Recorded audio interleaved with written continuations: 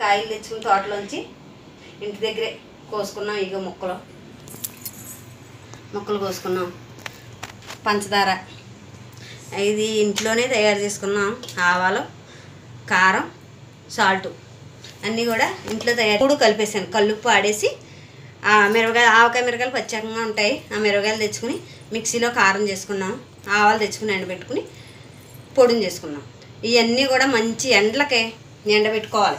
ఆవకాయ పచ్చడి ఎప్పుడు పట్టుకున్నా మీరు ఎండగాసినప్పుడు ఈ సామాన్లు అన్నీ తెచ్చుకుని బాగా ఎండబెట్టుకుని తయారు చేసుకోవాలి. ఎండబెట్టుకున్న తర్వాత 2 రోజుల ముందైనా పర్వాలేదు ఇవన్నీ ఆడుకుని వండించుకోవాలి. ఈ పంచదార కూడా బాగా ఎండబెట్టుకోవాలి. ఇంకా మెంతులు, ఎల్లుల్లిపాయలు, ముక్కలు వాటానండి. ఈ నువ్వులు తెచ్చుకుని మేము ఆడించుకున్నాం ఫ్రెష్గా. నువ్వులు, చింతపండు 1/2 కేజీ చింతపండు, ముట్లు గట్ట అన్నీ తీసేసి శుభ్రం చేసుకుని బాగా ఎండబెట్టుకోవాలి. చింతపండు ఎండబెట్టుకున్నాం. మంచి జాడి బాగోకపోతే మీకు ఆవకాయ పచ్చడి పాడైపోద్ది. ఎందుకంటే బీట్లో గట్టి ఇచ్చేస్తే ఇప్పుడు వచ్చి జాడీలు చెక్ చేసుకుని తీసుకోవాలి. సరే ఫ్రెండ్స్, చూడండి పచ్చడి తయారు చేస్తాను. ఎలా చేసుకోవాలో చూడండి.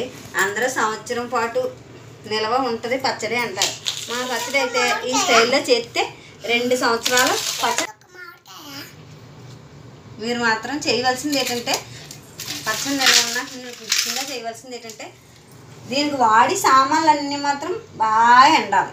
ఎంత ఎండితే అన్ని సంవత్సరాలు నిండు ఉంటుంది పచ్చడి. కొంచెడు ముక్కలు, ఆవకాయ ముక్కలు. పాత పద్ధతిలో అయితే మా అమ్మమ్మ వాళ్ళ పద్ధతిలో అయితే కొంచానికి 3 సార్లు వేసేవారు. అన్నీ కలిపింది, ఉప్పు, కారం, ఆవపిండి కలిపింది 3 సార్లు వేసేవారు. అప్పుడు పిండి ఎక్కువ వచ్చేది, పచ్చళ్ళు ఎక్కువ తినేవారు. ఇప్పుడు పచ్చళ్ళు ముక్కలే కానీ పిండి తింటలేదు కదా ఎవరని, అందుకని తగ్గింటున్నాం అన్నమాట. కారం అది పిండి, అందుకని నేను కొంచానికి అన్నీ కలిపింది 3 తవలు వేస్తున్నాను. చూడండి ఫ్రెండ్స్, అన్నీ కలిపింది 4 తవల సాల్ట్ వేసివ్వరు కొంచానికి. ఇప్పుడైతే తర్వాత 3 తవలకు వచ్చేసాం మన జనరేషన్ వచ్చేటప్పటికి. ఎందుకంటే తిండి తగ్గిపోయింది కదా అప్పుడు పిల్లలకి. అది ఇది ఉప్పు, కారం, ఆవపిండి కలిపింది వేసుకున్నాం కదా. ఇప్పుడు మెంతులు, మా సైడు మెంతులు పొడిని చేసి వేయరు. చాలామంది ఆవకాయల్లో మెంతులు పొడిని చేసుకుని వేసుకుంటారు. మాకు మెంతులు పొడిని చేసి వేయరు, మెంతులే వేస్తారు. సరేనా ఫ్రెండ్స్? చూడండి చింతపండు. ఈ చింతపండు చూడండి బాగా ఎండిపోయింది. ఎండిపోతే పాతకాలంలో మా అమ్మమ్మ కాలంలో అయితే రోడ్లో వేసి దంచి మెత్తగా కుమ్మివారు.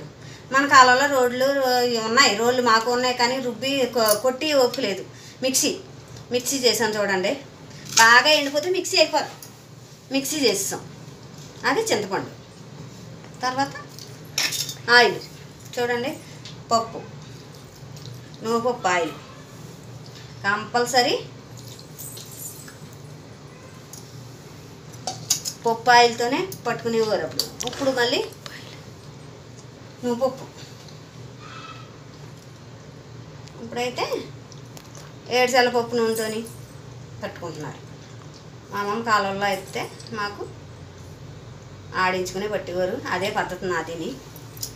ఆ పద్ధతిలోనే నువ్వులు ఆడించుకుని పట్టుకుంటున్నాం.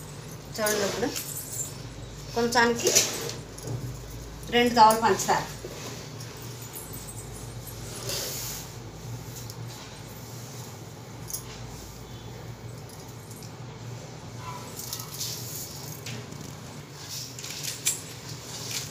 ఇలా కలుపుకోవాలి. చూడండి, జాడీలో కొంచెం నూనె వేసుకోవాలి. నువ్వుల నూనె వేసుకున్న తర్వాత చూడండి, ఇదిగో కలిపిన ఆవకాయ ఇలా తయారవి చూడండి ఒకసారి. అన్నీ వేసి కలిపిన తర్వాత ఇలా జాడీలో పెట్టేసుకుని 3వ రోజున తీసుకుని మళ్ళీ ఒకసారి బేసిన్లోకి తీసి కలిపి ఈ చింతపండు అంతా పిసికి ఎండలో పెట్టుకోవాలి 1 గంట. ఈ వీడియో చూసారు కదా ఫ్రెండ్స్. ఈ వీడియో కనుక మీకు నచ్చితే లైక్ చేయండి, షేర్ చేయండి, సబ్స్క్రైబ్ చేయడం మాత్రం మర్చిపోకండి. సంవత్సరం లోపల సబ్స్క్రైబర్స్ ఎక్కువ ఉండాలంట. సబ్స్క్రైబ్ చేయడం మర్చిపోకండి.